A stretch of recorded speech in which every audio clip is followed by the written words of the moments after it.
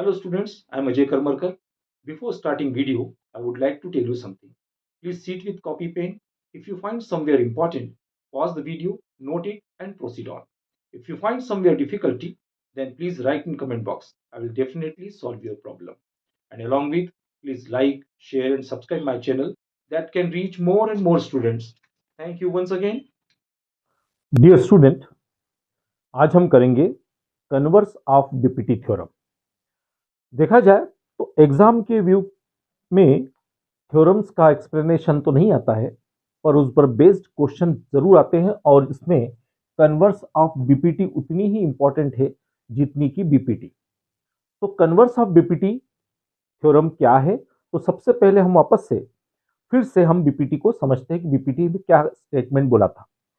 BPT में मैंने basic proportionality theorem या थेल्स थ्योरम में कहा था कि in a triangle a line drawn parallel to a side of a triangle is divided in equal proportion of the two other sides, means AD upon DB is equal to AE upon EC। ये था BPT का concept. उसमें हमें क्या कहा था? DE is parallel to BC, ये हमें गिवन था और ये हमें टू प्रूव करना था। याद रखिए, ये हम सिर्फ बीपीटी की बात कर रहे थे कि बीपीटी में ऐसा हमें कुछ कहा था। अब इसका कन्वर्स मतलब उल्टा, ये अब हमें प्रूव करना है और ये हमें गिवन है। तो इसी जो स्टेटमेंट गिवन होते हैं और गिवन को हम टू प्रूव में कर देते हैं और जो टू प्रूव का है वो गिवन में आ जाता, तो उसी को हम कन्वर्स कंसेप्ट बोलते हैं। तो इसका कंसेप्ट कैसे बनेगा, इसका स्टेटमेंट कैसे बनेगा? इसका स्टेटमेंट ऐसे बनेगा कि in a triangle a line drawn to a side of a triangle such in a way, अब इसमें मैंने पैरेलल लाइन नहीं बोली है, such in a way that is divide in equal proportion of other two sides, मतलब ये दूसरी side को इक्वल प्रोपोर्शन में अगर बांटे तो ये लाइन तीसरी लाइन के पैरेलल होगी। फिर से ध्यान रखिए कि क्या कहा गया है।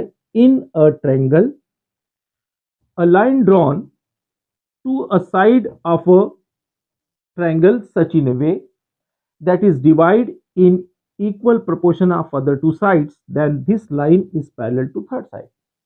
या फिर हम इसको ऐसा भी बोल सकते हैं, line drawn in a triangle, a line drawn such in a way that is divided in equal proportion, then that line is parallel to the third। तो ये कंसेप्ट है, ये स्टेटमेंट है बीपीटी का कन्वर्स का। तो हम फिर से डायग्राम पर आते हैं। ये डायग्राम है आपका एबीसी और उसमें ये जो लाइन ड्रॉ की है हमने डी, ये जो भी लाइन है जहां इंटरसेक्ट हो रहा है वो पॉइंट है आपका डी और ई। तो हमारे पास गिवन है DE AD upon DB is equal to AE upon EC.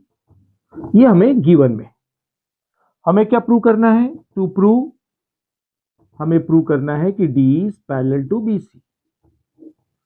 अब हम इसमें क्या करेंगे? कुछ कंस्ट्रक्शन करेंगे और कंस्ट्रक्शन भी ऐसा करेंगे कंट्रोवर्सी वाला।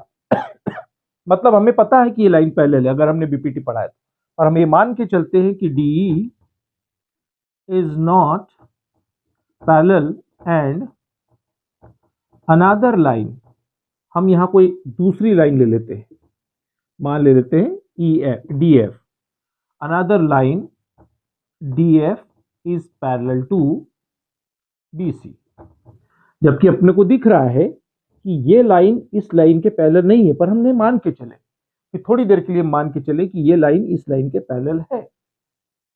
अब क्या होता है कि अगर ये लाइन पैरेलल इस लाइन के है तो बीपीटी तो पैरेलल लाइन में लगती है। तो in triangle ABC D F is parallel to BC, then applying BPT. यहां मैं ऐसा क्यों लिख रहा हूं? क्योंकि ये लाइन इस लाइन के अगर पैरेलल है तो बीपीटी पैरेलल लाइन में ही लगेगी। तो यहां पर हो जाएगा AD upon DB is equal to AF upon F C. ये लाइन तो अभी अपन मान के ही नहीं चल रहे ना, ये लाइन पैरेलल है, ये तो हम बाद में देखेंगे। तो यहां पर हमने ये कंसेप्ट ले लिया, बट हमें तो गिवन में है A D upon D B किसके बराबर है, ए और ईसी के बराबर है। ये अपने पास थ्योरम से हुआ by using theorem and this is given.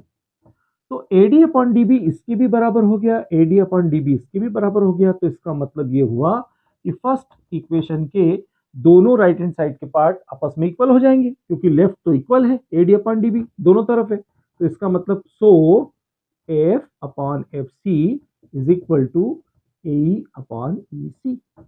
ये हो गया। अभी भी कोई रिजल्ट तो नहीं आ रहा इससे, तो हम क्या करते हैं कि दोनों तरफ by adding one both the side, तो दोनों तरफ एडिंग अगर हमने एक जोड़ दिया है तो इक्वेशन में तो कोई फर्क नहीं पड़ना चाहिए। हम एलसीएम लेते हैं एफ सी, तो F plus F C is equal to E C, LCM लिया तो ए और ई सी बन जा ई सी, और यहां पर आपका सॉरी ये एफ प्लस एफ सी जो है, F plus F C, F plus F C total कितना हो गया ए सी, और ए प्लस ई सी कितना हो गया, ये भी ए सी हो गया। तो यहां से ए सी कैंसिल हो गया, ई सी इक्वल टू एफ सी हो गया, यानी ई सी और एफ सी बराबर हो गए।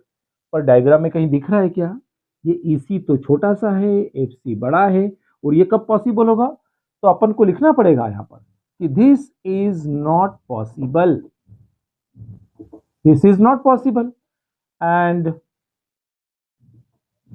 This is possible only when f falls on e। ये तब पॉसिबल होगा कि जब f जो है वो e पर गिरे या e पर पहुंचे, ठीक है ना।